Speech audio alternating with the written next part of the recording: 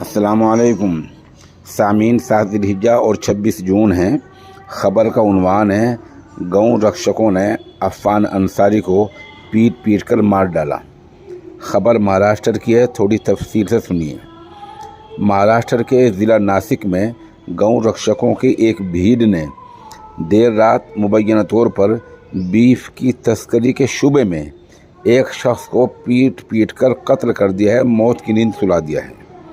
मुंबई के कुर्ला का रहने वाला 32 साला अफ़ान अंसारी अपने मुआविन नासिर शेख के साथ एक कार में मवेशियों का गोश्त ले जा रहा था।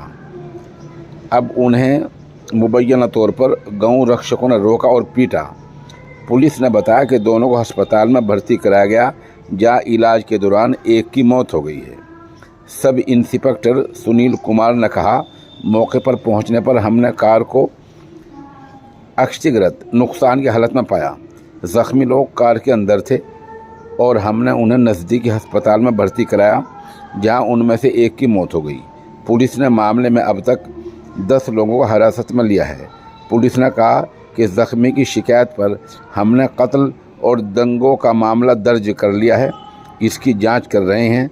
उन्होंने कहा कि हकीकत में बीफ यानी गाय का गोश्त ले जा रहे थे या नहीं, ये लैब रिपोर्ट आने के बाद ही पता चलेगा। बहरहाल गौ रक्षकों की भीड़ ने अफ़ान अंसारी को पीट पीट कर मार डाला है।